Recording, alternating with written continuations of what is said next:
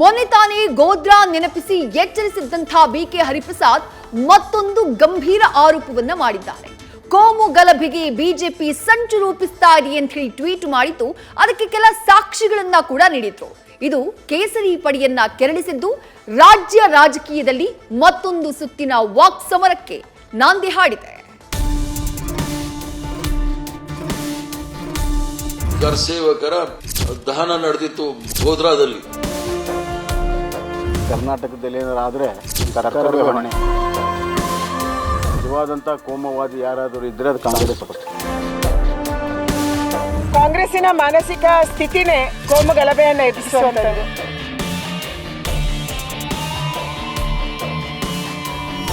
ಅಯೋಧ್ಯೆಯಲ್ಲಿನ ರಾಮ ಮಂದಿರ ಉದ್ಘಾಟನೆಯ ಸಂಭ್ರಮ ರಾಜ್ಯದಲ್ಲಿ ರಾಜಕೀಯ ಮೇಲಾಟಗಳಿಗೆ ವೇದಿಕೆಯಾಗಿದೆ. ಕಾಂಗ್ರೆಸ್ ಮತ್ತು ಬಿಜೆಪಿಯವರು ಒಬ್ಬರ ಮೇಲೊಬ್ಬರು ಆರೋಪ ಪ್ರತ್ಯಾರೋಪ ಮಾಡ್ತಿದ್ದಾರೆ. ಈ ಮೂಲಕ ಸರ್ವ ಜನಾಂಗದ ಶಾಂತಿಯ ತೋಟದಂತಿರುವಂತಹ ಕರ್ನಾಟಕದಲ್ಲಿ ಆತಂಕದ ಕಾರ್ಮೋಡ ಕವಿಯುವಂತೆ ಮಾಡ್ತಿದ್ದಾರೆ.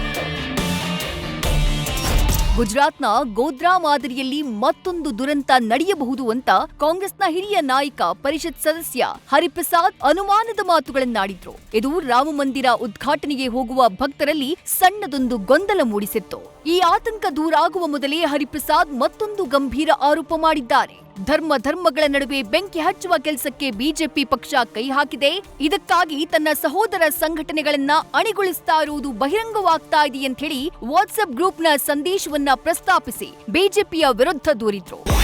ರೌಡಿ ಶೀಟರ್ ಆಗಿರೋ ಪುನೀತ್ ಕೆರೆಹಳ್ಳಿ ಎಂಬ ಮತಾಂಧನಿಗೆ ಬಿಜೆಪಿಯಿಂದ ಕೋಮು ಗಲಭೆ ನಡೆಸುವ ಫತ್ವಾ ಬಂದಿದೆ ಅಂತ ಸ್ವತಃ ತಾನೇ ಸೃಷ್ಟಿಸಿರೋ ರಾಷ್ಟ್ರ ರಕ್ಷಣಾ ಪಡೆ ಎಂಬ ವಾಟ್ಸ್ಆಪ್ ಗ್ರೂಪ್ನಲ್ಲಿ ಹೇಳ್ಕೊಂಡಿದ್ದಾನೆ. ಕೋಮು ಗಲಭೆ ನಡೆಸಿ 2024ಕ್ಕೆ ವಿಶ್ವ ಗುರುವನ್ನ ಮತ್ತೆ ಪ್ರಧಾನಿಯಾಗಬೇಕೆಂದು ಈ ಭಯೋತ್ಪಾದಕರ ತಂಡ ಕೆಲಸ ಮಾಡಲಿದೆಯಂತೆ.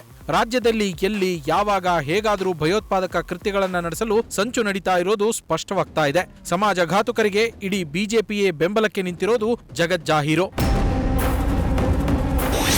ಹರಿಪ್ರಸಾದ್ ಆರೋಪಕ್ಕೆ ಕೇಸರಿ ಪಡೆ ಕೆಂಡಾಮಂಡಲ. ಬಿಜೆಪಿಯೇ ಕೋಮು ಗಲಭೆಗೆ ಸ್ಕೆಚ್ ಹಾಕ್ತಾ ಇದೆ ಎಂಬ ರೀತಿ ಹರಿಪ್ರಸಾದ್ ಬಿಂಬಿಸ್ತಾ ಇದ್ದಂತೆ ಕೇಸರಿ ಪಡೆ ಕೆಂಡಾಮಂಡಲವಾಗಿದೆ. ಬಿಜೆಪಿಯನ್ನ ಕೋಮುವಾದಿ ಎಂದು ಆರೋಪಿಸುವ ಕಾಂಗ್ರೆಸ್ ಪಕ್ಷವೇ ನಿಜವಾದ ಕೋಮುವಾದಿ. ರಾಜ್ಯದಲ್ಲಿ ಅಕಸ್ಮಾತ್ ಏನಾದ್ರೂ ಆದ್ರೆ ಅದಕ್ಕೆ ಕಾಂಗ್ರೆಸ್ ಸರ್ಕಾರವೇ ಕಾರಣ ಅಂತ ಮಾಜಿ ಸಿಎಂ ಬೊಮ್ಮಾಯಿ ತಿರುಗೇಟನ್ನ ಕೊಟ್ಟಿದ್ದಾರೆ. ಹರಿಪ್ರಸಾದ್ ಅವರು ಏನು ಹೇಳಿದ್ದಾರೆ, ಕೆಲವು ಮಾಹಿತಿಗಳಿದೆ ಅಂತ. ಮಾಹಿತಿಗಳಿದ್ರೆ ಅವರು ಗೃಹ ಸಚಿವರಿಗೆ ಆಗಲಿ ಅಥವಾ ಪೊಲೀಸರಿಗೆ ಯಾಕೆ ಮಾಹಿತಿ ಕೊಡ್ತಾ ಇಲ್ಲ? ಈ ಥರ ಮಾಧ್ಯಮದಲ್ಲಿ ಹೇಳಿ ಭಯದ ವಾತಾವರಣ ಸೃಷ್ಟಿ ಮಾಡಬೇಕು ಅಯೋಧ್ಯೆ ಹೋಗೋರಿಗೆ ಅನ್ನೋಂಥದ್ದು. ಹರಿಪ್ರಸಾದ್ ಅವರು ಇದು ಹೇಳಿಕೆ ಕೊಟ್ಟ ಮೇಲೆ ಗೃಹ ಸಚಿವರು ಹೇಳಿಕೆ ಭಾಳ ಆಶ್ಚರ್ಯ ಆಗಿತ್ತು. ಅವ್ರ ಕಡೆ ಏನಾದ್ರು ಮಾಹಿತಿ ಇದ್ರೆ ಇರ್ಬೋದು, ಸೀನಿಯರ್ ಲೀಡರ್ ಇದ್ದಾರೆ, ಸಂದರ್ಭ ಬಂದರೆ ಕೇಳ್ತೀವಿ ಅಂತ. ಯಾವ ಸಂದರ್ಭಕ್ಕೆ ಕಾಯ್ತಾ ಇದ್ದಾರೆ? ಗಲಭೆ ಆದಮೇಲೆ ಇವ್ರು ಕೇಳ್ತಾರ?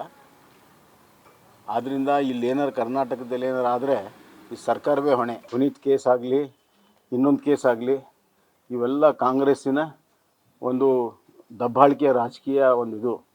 ಅವರು ತಮ್ಮ ತಪ್ಪನ್ನು ಮುಚ್ಕೊಳ್ಳೋ ಸಲುವಾಗಿ ಯಾವಾಗಲೂ ಕೂಡ ಬಿಜೆಪಿಯನ್ನು ಕೋಮವಾದಿ ಪಕ್ಷ ಅಂತ ಕರೀತಾರೆ. ನಿಜವಾದಂಥ ಕೋಮವಾದಿ ಯಾರಾದರೂ ಇದ್ದರೆ ಅದು ಕಾಂಗ್ರೆಸ್ ಪಕ್ಷ. ದೇಶದಲ್ಲಿ ಕೋಮು ದಳ್ಳುರಿ ಎಬ್ಬಿಸಬೇಕೆಂದು ಕಾಂಗ್ರೆಸ್ ಪ್ಲಾನ್ ಮಾಡ್ತಿದೆಯಂತ ಕೇಂದ್ರ ಸಚಿವೆ ಶೋಭಾ ಕರಂದ್ಲಾಜೆ ಪ್ರತ್ಯಾರೋಪ ಮಾಡಿದ್ದಾರೆ. ಮೋದಿ ನೇತೃತ್ವದಲ್ಲಿ ದೇಶ ಶಾಂತವಾಗಿದೆ, ಆದ್ರೆ ಕಾಂಗ್ರೆಸ್ ಅಧಿಕಾರಕ್ಕೆ ಬಂದಾಗೆಲ್ಲ ಭಯೋತ್ಪಾದಕ ದಾಳಿಯಾಗಿದೆ. ಇದೀಗ ಹರಿಪ್ರಸಾದ್ ಅದರ ಚಿಕ್ಕ ಝಲಕ್ ಹೇಳಿರಬಹುದು ಅಂತ ಕೌಂಟರ್ ಕೊಟ್ಟಿದ್ದಾರೆ. ಯಾರ ಮಾತಿಗೂ ಕಿವಿಗೊಡದೆ ರಾಮ ಭಜನೆಯ ಮೂಲಕ ಎಲ್ಲರೂ ಶಾಂತಿಯನ್ನ ಕಾಪಾಡಿ ಅಂತ ಜನರಲ್ಲಿ ಮನವಿ ಮಾಡಿಕೊಂಡಿದ್ದಾರೆ. ದೇಶದಲ್ಲಿ ಕೋಮು ದಳ್ಳೂರಿಯನ್ನು ಎಬ್ಬಿಸಬೇಕು ಅಂತ ಕಾಂಗ್ರೆಸ್ ಪ್ಲಾನ್ ಮಾಡ್ತಿದೆ ಅಂತ ಅನಿಸುತ್ತೆ. ಅದರ ಒಂದು ಚಿಕ್ಕ ಝಲಕನ್ನ ಇವತ್ತು ಹರಿಪ್ರಸಾದ್ ಅವರು ಹೇಳಿರ್ಬೋದು.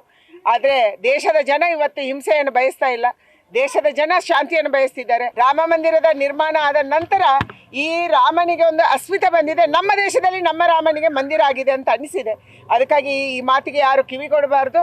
ಎಲ್ಲರೂ ಕೂಡ ಶಾಂತಿಯನ್ನು ಕಾಪಾಡಿಕೊಂಡು ರಾಮನ ಭಜನೆಯನ್ನು ಮಾಡಬೇಕನ್ನುವಂಥ ಪ್ರಾರ್ಥನೆಯನ್ನು ನಾನು ಮಾಡ್ತಾ ಇದ್ದೀನಿ.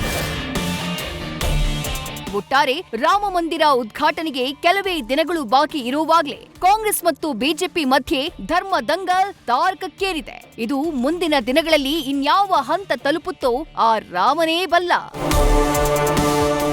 News first bureau. News first ನಿರ್ಭೀತಿಯಿಂದ ನಿಮ್ಮ ಪರವಾಗಿ.